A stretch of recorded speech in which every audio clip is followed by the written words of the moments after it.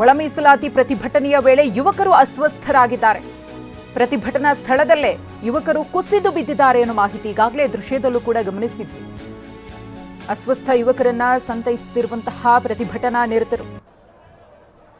ಮಧುಶ್ರೀ, ಬೋವಿ, ಕೊರಮ, ಕೊರಚ ಮತ್ತು ಬಂಜಾರ ಸಮುದಾಯಕ್ಕೆ ಒಳ ಮೀಸಲಾತಿಯ ವರ್ಗೀಕರಣದಲ್ಲಿ ಬಹುದೊಡ್ಡ ಅನ್ಯಾಯ ಆಗಿದೆ ಅಂತ ಹೇಳಿ ಈಗಾಗಲೇ ಸಮುದಾಯದ ಮುಖಂಡರು, ಕಾರ್ಯಕರ್ತರು ಹೆಚ್ಚಿನ ಸಂಖ್ಯೆಯಲ್ಲಿ ಯುವಕರು ಆಗಮಿಸಿ ಪ್ರತಿಭಟನೆ ನಡೆಸ್ತಾ ಇದ್ದಾರೆ.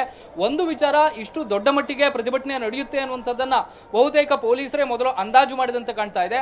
ಆದರೆ ಒಂದು ಫ್ರೀಡಂ ಪಾರ್ಕ್ನಿಂದ ವಿಧಾನಸೌಧಕ್ಕೆ ಹೋಗುವಂತಹ 2 ಮಾರ್ಗಗಳಿದ್ದಾವೆ. ಆ 2 ಮಾರ್ಗಗಳ ಪೈಕಿ ಒಂದನ್ನ ಮಾತ್ರ ಪ್ರತಿಭಟನಾಕಾರರಿಗೆ ಹೋಗೋದಕ್ಕೆ ಮೊದಲು ಪೊಲೀಸರು ಅವಕಾಶವನ್ನು ಕೊಟ್ಟಿದ್ರು. ಆದರೆ ಏಕಾಏಕಿ ಇನ್ನೊಂದು ರಸ್ತೆಯ ಭಾಗಕ್ಕೂ ಕೂಡ ದೊಡ್ಡ ಸಂಖ್ಯೆಯ ಪ್ರತಿಭಟನಾಕಾರರು ಬಂದ ಕಾರಣಕ್ಕೋಸ್ಕರ ಇದೀಗ ಸಂಪೂರ್ಣವಾಗಿ ಆನಂದರಾವ್ ಸರ್ಕಲ್ ಇಂದ KR ಸರ್ಕಲ್ಗೆ ಹೋಗುವಂತಹ ಎಲ್ಲ ರಸ್ತೆಯನ್ನು ಕೂಡ ಬ್ಲಾಕ್ ಮಾಡಲಾಗಿದೆ. ಆದ್ರೆ ಪೊಲೀಸರು ಇಲ್ಲಿ ಕೈಗೆ ಲಾಠಿ ತೆಗೆದುಕೊಳ್ಳುವಂತಹ ಕೆಲಸವನ್ನ ಯಾವುದೇ ಕಾರಣಕ್ಕೂ ಕೂಡ ಮಾಡ್ತಾ ಇಲ್ಲ. ಅಂದ್ರೆ ಸಮುದಾಯದ ಪ್ರತಿಭಟನಾಕಾರರು, ಯುವಕರು ಅವ್ರನ್ನ ಸಮಾಧಾನಗೊಳಿಸುವಂತಹ ಕೆಲಸಕ್ಕೆ ಇದೀಗ ಪೊಲೀಸರು ಕೈ ಹಾಕಿದ್ದಾರೆ. ದೊಡ್ಡ ಮಟ್ಟಿಗೆ ಆಕ್ರೋಶ ಮಿತಿಮೀರುವಂತಹ ಲಕ್ಷಣಗಳು ಕಂಡು ಬಂದಂತಹ ಸಂದರ್ಭದಲ್ಲೂ ಕೂಡ ಪೊಲೀಸರು ತಮ್ಮ ಕೈಯಿಂದ ಲಾಠಿ ಎತ್ತುವಂತಹ ಕೆಲಸವನ್ನ ಮಾಡಲಿಲ್ಲ. ಒಂದು ಹಂತದಲ್ಲಿ ಪರಿಸ್ಥಿತಿ ವಿಕೋಪಕ್ಕೆ ಹೋಗುವಂತಹ ಲಕ್ಷಣಗಳು ಕಂಡು ಬಂದರೂ ಕೂಡ ಶಾಂತವಾಗಿ ಯುವಕರನ್ನ ಸಮಾಧಾನಪಡಿಸಿ ಇದೀಗ ರಸ್ತೆಯಲ್ಲಿ ಕೂರಿಸಲಾಗಿದೆ. ತಕ್ಷಣ ಇಲ್ಲಿ ಸಮಾಜ ಕಲ್ಯಾಣ ಸಚಿವರು ಅಥವಾ ಸರ್ಕಾರಕ್ಕೆ ಸಂಬಂಧಪಟ್ಟಂತಹ ಯಾವುದಾದ್ರೂ ಸಚಿವರು ಬಂದು ತಮ್ಮ ಬಳಿ ಮನವಿಯನ್ನ ಸ್ವೀಕಾರ ಮಾಡಬೇಕು ಅಂತ ಹೇಳಿ ಬಂಜಾರ, ಬೋವಿ, ಕೊರಮ, ಕೊರಚ ಸಮುದಾಯದ ಎಲ್ಲ ಯುವಕರು ಕೂಡ ದೊಡ್ಡ ಮಟ್ಟಿಗಿನ ಹೋರಾಟವನ್ನ ಮಾಡ್ತಾ ಇದ್ದಾರೆ. ಬ್ಯಾರಿಕೇಡ್ಗಳನ್ನ ಅಳವಡಿಸಿ ಸಂಪೂರ್ಣವಾಗಿ ರಸ್ತೆಗಳನ್ನ ಬ್ಲಾಕ್ ಮಾಡಲಾಗಿದೆ. ಯಾವುದೇ ಹಂತಕ್ಕೂ ಕೂಡ ಪರಿಸ್ಥಿತಿ ವಿಕೋಪಕ್ಕೆ ಹೋಗಬಾರದು ಅನ್ನುವಂತ ಕಾರಣಕ್ಕೋಸ್ಕರ ಇದೀಗ ಪೊಲೀಸರು ಬಹಳ ಎಚ್ಚರಿಕೆಯಿಂದ ಕೆಲಸವನ್ನ ಮಾಡ್ತಾ ಇದ್ದಾರೆ. ಜೊತೆಗೆ ಪರಿಸ್ಥಿತಿ ಕೈಮೀದ್ರೆ ಬೇಕಾದಂತ ಬಂದೋಬಸ್ತನ್ನು ಕೂಡ ಇಲ್ಲಿ ಮಾಡಿಕೊಳ್ಳಲಾಗಿದೆ. ಒಂದು, ಏಕಾಏಕಿ ರಸ್ತೆ ತಡೆದ ಕಾರಣಕ್ಕೋಸ್ಕರ ಇಲ್ಲಿ ಆಂಬ್ಯುಲೆನ್ಸ್ ಸಿಕ್ಕಾಕೊಳ್ತು ಮತ್ತು ಈ ರಸ್ತೆಯಲ್ಲಿ ಪ್ರತಿಭಟನೆ ನಡೀತಾ ಇದೆ ಅನ್ನುವಂಥದ್ದು ಗೊತ್ತಿಲ್ಲದೇನೆ ಬಂದಂತ ಸಾಕಷ್ಟು ಮಹಿಳೆಯರು ಯಾರು ದ್ವಿಚಕ್ರ ವಾಹನದಲ್ಲಿ ಬಂದಿದ್ರು ಅವರೆಲ್ಲ ಒಂದು ರೀತಿಯಲ್ಲಿ ಕಣ್ಣೀರು ಸುರಿಸಿಕೊಂಡು ಇಲ್ಲಿಂದ ಆತಂಕಪಟ್ಟು ಹೋಗುವಂತಹ ಪರಿಸ್ಥಿತಿ ಒಂದು ಹಂತಕ್ಕೆ ನಿರ್ಮಾಣವಾಯಿತು. ಆದ್ರೆ ಪೊಲೀಸರು ಈಗ ಪ್ರತಿಭಟನಾ ನಿರತ ಯುವಕರ ಜೊತೆಗೆ ಮಾತುಕತೆ ನಡೆಸುವಂತ ಕೆಲಸವನ್ನು ಕೂಡ ಮಾಡ್ತಾ ಇದ್ದಾರೆ. ಅವ್ರನ್ನ ಶಾಂತಗೊಳಿಸುವಂತ ಒಂದಷ್ಟು ಪ್ರಯತ್ನಕ್ಕೆ ಕೈ ಹಾಕಿದ್ದಾರೆ. ಯಾವುದೇ ಕಾರಣಕ್ಕೂ ಕೂಡ ಇಲ್ಲಿಂದ ಗೊಂದಲಗಳು ಆಗಬಾರದು ಅನ್ನುವಂತ ಕಾರಣಕ್ಕೋಸ್ಕರ ಮತ್ತು ಸರ್ಕಾರದ ಯಾವುದಾದ್ರೂ ಪ್ರತಿನಿಧಿಗಳನ್ನ ಕರೆದುಕೊಂಡ್ಬಂದು ನಿಮ್ಮ ಮನವಿಯನ್ನ ಸ್ವೀಕಾರ ಮಾಡೋದಕ್ಕೆ ಅವಕಾಶವನ್ನ ಮಾಡಿಕೊಡ್ತೀವಿ ಅನ್ನುವಂತ ಒಂದು ಮನವಿಯನ್ನು ಕೂಡ ಇದೀಗ ಪೊಲೀಸರು ಮಾಡ್ತಿದ್ದಾರೆ. ಬೋವಿ, ಬಂಜಾರ ಮತ್ತು ಕೊರಮ, ಕೊರಚ ಸಮುದಾಯಕ್ಕೆ ಈ ಒಂದು ಅನ್ಯಾಯ ಒಳ ಮೀಸಲಾತಿಯ ವರ್ಗೀಕರಣದಿಂದ ಆಗಿದೆ ಅನ್ನುವಂಥದ್ದು ಯುವಕರು ಹೇಳ್ತಾ ಇರುವಂತಹ ಮಾತು.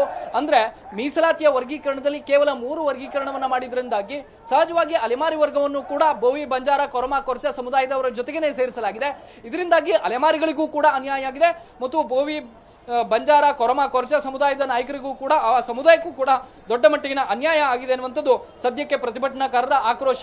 ಮಧುಶ್ರೀ, ಹಾಗೇನೆ ಪ್ರಸನ್ನ, ಈಗ ಅವರ ಬೇಡಿಕೆ ಇರೋದು ಸರ್ಕಾರದ ವತಿಯಿಂದ ಸಿಎಂ ಅವರಾಗ್ಲಿ ಅಥವಾ ಸಮಾಜ ಕಲ್ಯಾಣ ಇಲಾಖೆಯ ಸಚಿವರಾಗ್ಲಿ ಬಂದು ನಮ್ಮ ಜೊತೆಗೆ ಮಾತನಾಡಬೇಕು, ನಮ್ಮ ಬೇಡಿಕೆಗಳಿಗೆ ಮನ್ನಣೆ ಸಿಗಬೇಕು ಅಂತ ಹೇಳಿ. ಆ ನಿಟ್ಟಿನಲ್ಲಿ ಸಚಿವರು ಏನಾದರೂ ಮುಂದಾಳತ್ವವನ್ನು ತೆಗೆದುಕೊಂಡು ಪ್ರತಿಭಟನಾ ನಿರತರನ್ನ ಭೇಟಿಯಾಗುವ ಸಾಧ್ಯತೆ ಇದೆಯಾ? ಹೇಗೆ ಕಂಡು ಬರ್ತಾ ಇದೆ ಲಕ್ಷಣ ಪ್ರಸನ್ನ? ಮಧುಶ್ರೀ, ಸಮಾಜ ಕಲ್ಯಾಣ ಇಲಾಖೆ ಸಚಿವರನ್ನ ಸಂಪರ್ಕಿಸುವಂತ ಕೆಲಸವನ್ನ ಇದೀಗ ಪೊಲೀಸರು ಕೂಡ ಮಾಡ್ತಾ ಇದ್ದಾರೆ.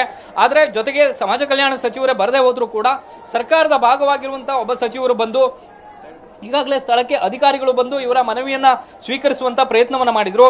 ಆದ್ರೆ ಅಧಿಕಾರಿಗಳಿಗೂ ಕೂಡ ನಾವು ಮನವಿಯನ್ನ ಕೊಡೋದಿಲ್ಲ, ನೇರವಾಗಿ ಸರ್ಕಾರಕ್ಕೇನೆ ಮನವಿಯನ್ನ ಸಲ್ಲಿಸ್ತೀವಿ ಅನ್ನುವಂತಹ ಮಾತನ್ನ ಹೇಳಿದ್ರಿಂದಾಗಿ ಆ ಪ್ರತಿಭಟನೆ ಇನ್ನಷ್ಟು ತೀವ್ರ ಸ್ವರೂಪಕ್ಕೆ ಹೋಗಿದೆ.